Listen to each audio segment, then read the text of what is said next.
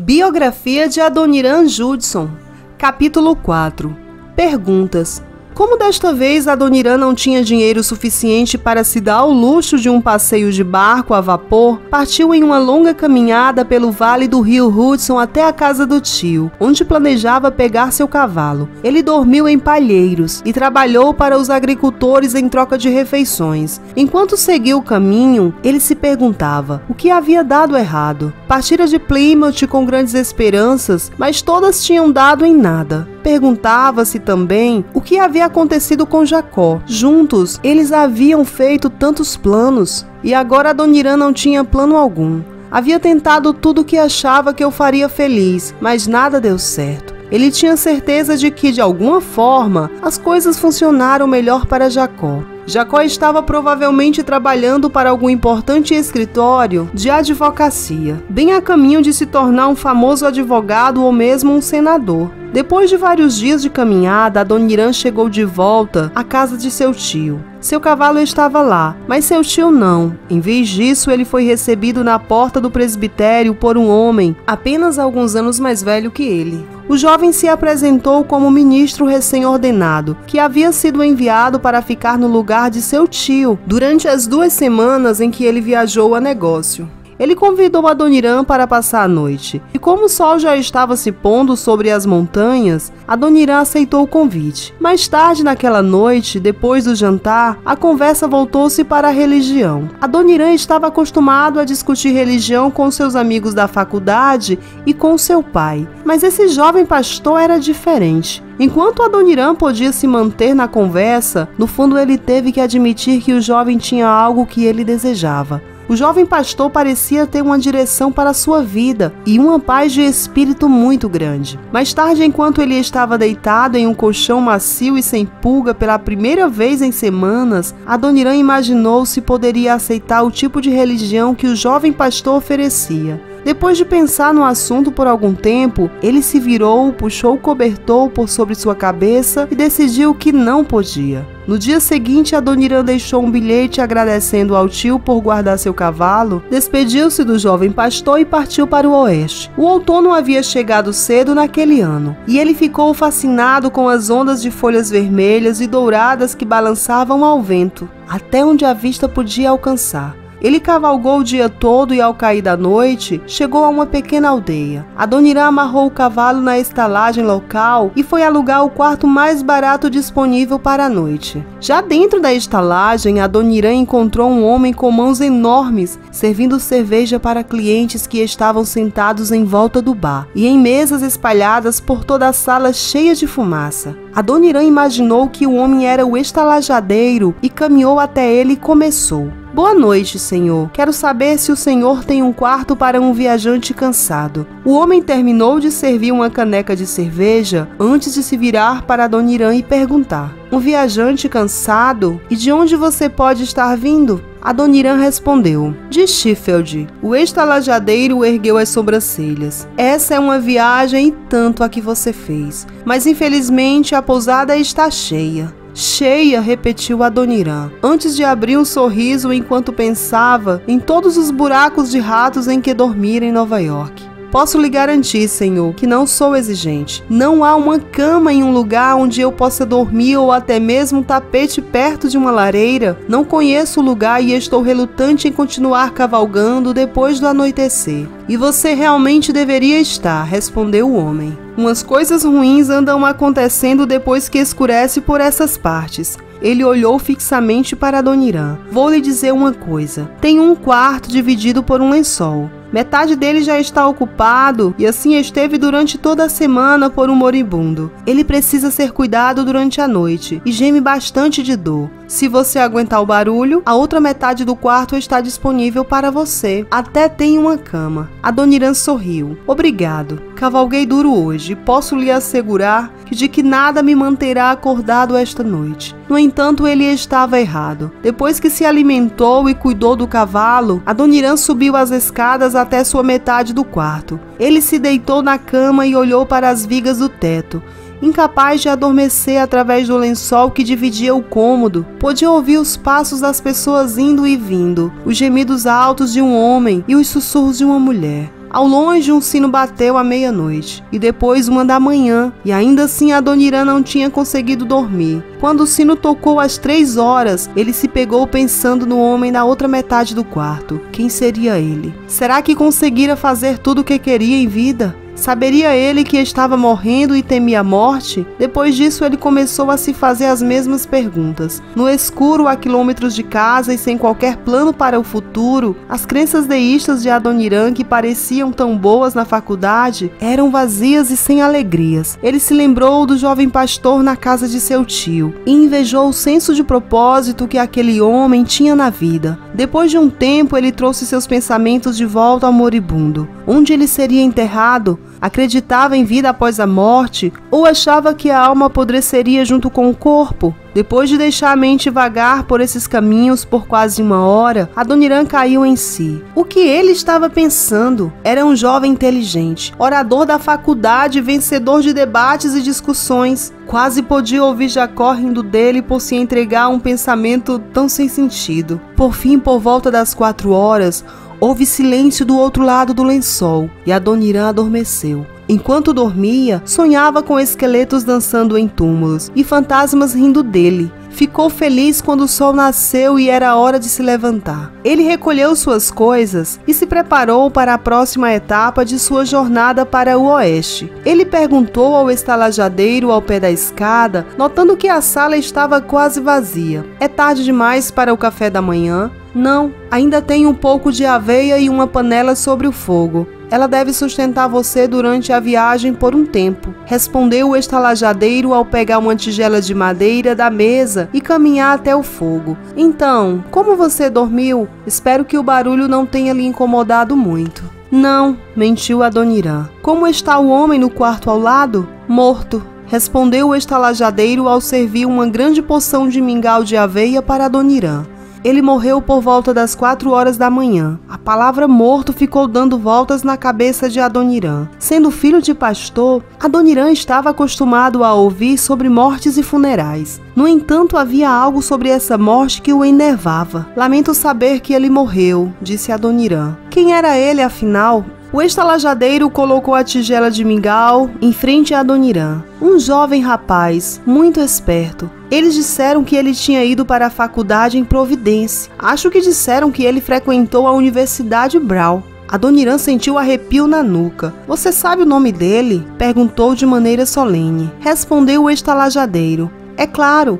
Tive que mandar chamar a família dele. Seu nome era Jacó. Jacó Hermes. Adoniran soltou um gemido alto. Jacó Hermes estava morto. Era quase impossível de conceber. Seu melhor amigo na faculdade morrera a menos de 3 metros dele e ele nem percebera. Cada gemido, cada respiração sôfrega que ele ouvira na noite passada tinha sido de Jacó. As perguntas que ele fizera a si mesmo na noite anterior agora tinham respostas. Jacó não acreditava em vida após a morte. Não cria que a alma continuaria viva. Ele partira para sempre, e bem antes de realizar as coisas que planejara realizar de forma tão disciplinada. Você está bem? Perguntou o estalajadeiro. Certamente não era alguém que você conhecia, era? Adoniran assentiu, incapaz de falar. Na verdade, ele falou muito pouco nas horas seguintes. Ele apenas se sentou perto do fogo, olhando para as chamas. A tigela de aveia, agora fria como pedra na mesa à sua frente. As pessoas chegaram e partiram. O corpo de Jacó foi levado em um caixão de pinho.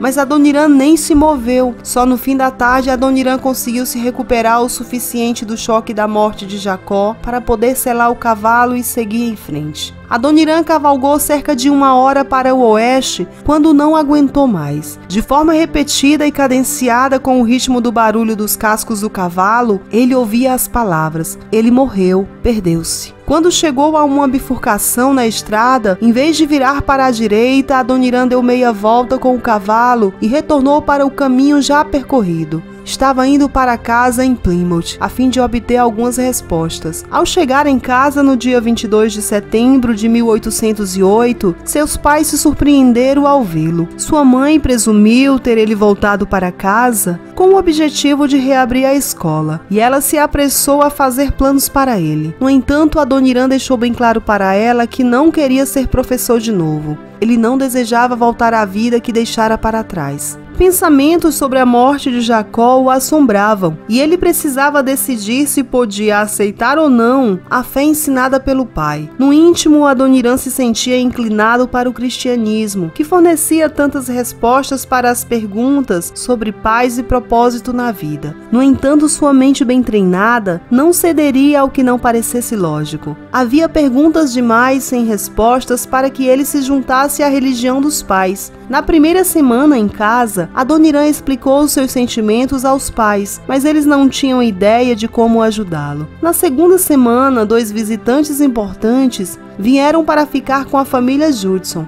Os doutores Stuart e Griffith eram pastores respeitados, formados na Universidade de Yale. Eles vieram discutir os planos finais para a abertura de um seminário teológico, onde ambos haviam sido convidados a ensinar. Judson há muito tempo se interessara pelo projeto e o apoiara de todas as formas possíveis. Adoniran encheu os 2 homens de perguntas. No entanto, todas as respostas que davam acabavam por originar outras questões. E antes que pudessem responder a todas elas, chegou a hora da partida dos convidados. No entanto, eles sentiram a sinceridade de Adoniran e lhes fizeram uma oferta estranha. Eles o convidaram para se matricular no novo seminário teológico, não como estudante regular que se tornaria pastor, mas como um não cristão que queria estudar mais sobre o cristianismo. Adoniran agradeceu pela oferta e depois recusou. Em vez disso, foi para Boston, onde conseguiu um emprego como professor assistente. Ele estava feliz o suficiente ao fazer isso, exceto por uma coisa: as lembranças da morte de Jacó.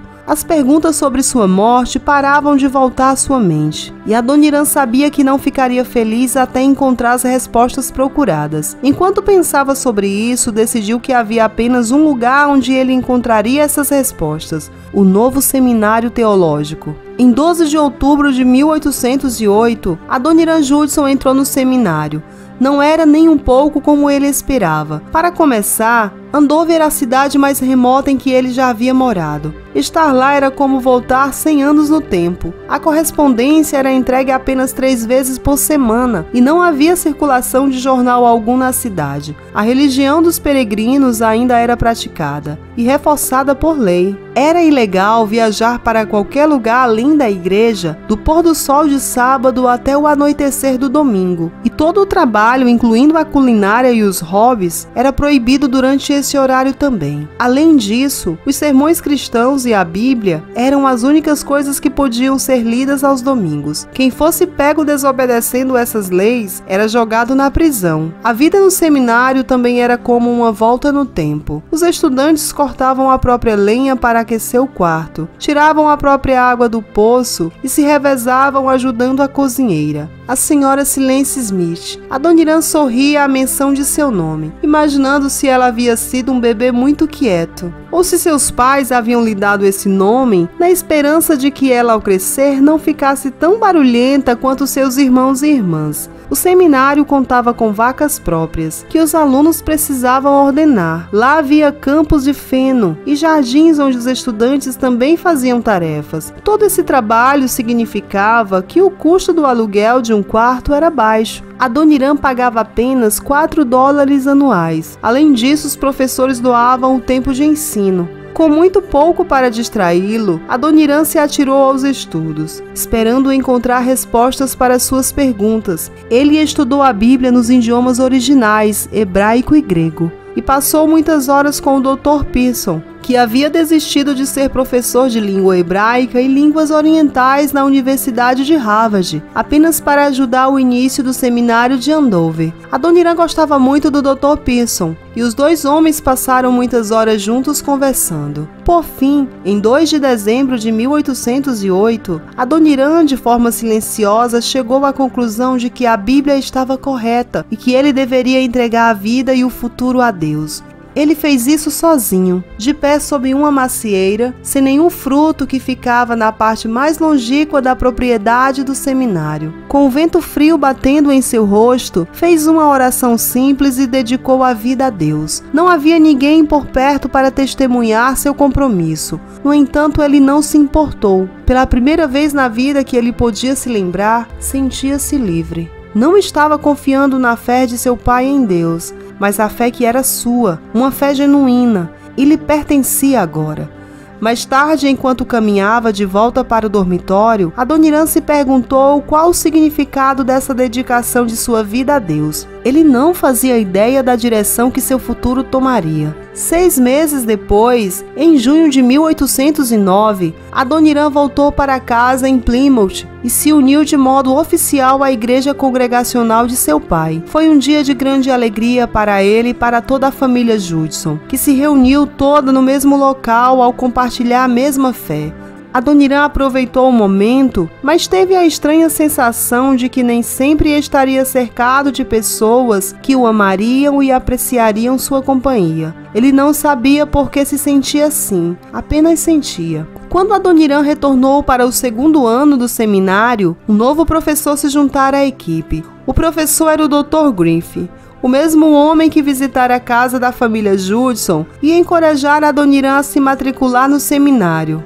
Adoniran ficou feliz em vê-lo de novo. O jovem trabalhava duro em suas aulas e, como era rápido em assuntos acadêmicos, muitas vezes se via com tempo livre nas mãos. Gostava de passar esse tempo na pequena, mas crescente biblioteca do seminário, lendo todos os novos livros e panfletos doados pelos pastores regionais. Um dia, enquanto vasculhava uma pilha de livros, Adoniran encontrou um livreto que não vira antes. Ele era intitulado A Estrela do Leste e foi escrito por um tal de Dr. Banchana, que havia sido capelão da Companhia Britânica das Índias Orientais por muitos anos. Adoniran pegou o livreto e levou-o ao quarto para ler. A letra era pequena e foi preciso se sentar perto da janela para conseguir luz suficiente para ler. Enquanto lia, o coração começou a disparar. O livro contava como o povo da Índia estava mergulhado em superstição e praticava religiões idólatras, e como era a hora certa de partilhar o evangelho com eles. Algo se agitou dentro de Adoniran. Ele sabia que estava olhando para seu destino. Nas semanas seguintes, Adoniran mal conseguia prestar atenção aos estudos. Sua cabeça estava tomada pelas histórias que lera.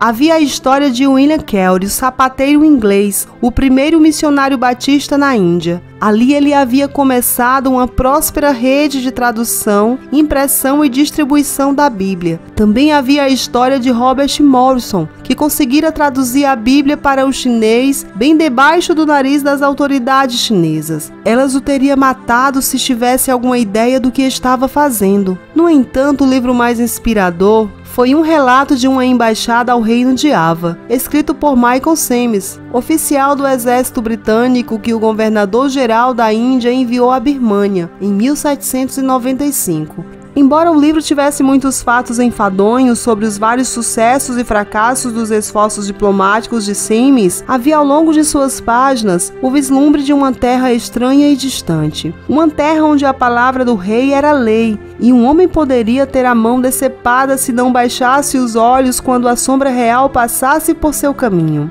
Era uma terra onde as pessoas adoravam Buda e acreditavam que cada uma delas tinha muitas vidas e que seus atos na vida determinavam a forma como retornariam. Se fossem ruins, poderiam voltar na próxima vida como ratos ou formigas. Se fossem boas, como príncipes ou princesas. Adoniran leu tudo o que pôde sobre a Birmânia e a religião budista. Quanto mais lia, mais se convencia de que Deus o estava chamando para ser um missionário para aquelas pessoas. Ele seria o primeiro missionário a deixar a costa dos Estados Unidos para se dirigir a uma terra estrangeira. Ele não sabia como isso aconteceria e não sabia quando, mas sabia que ocorreria.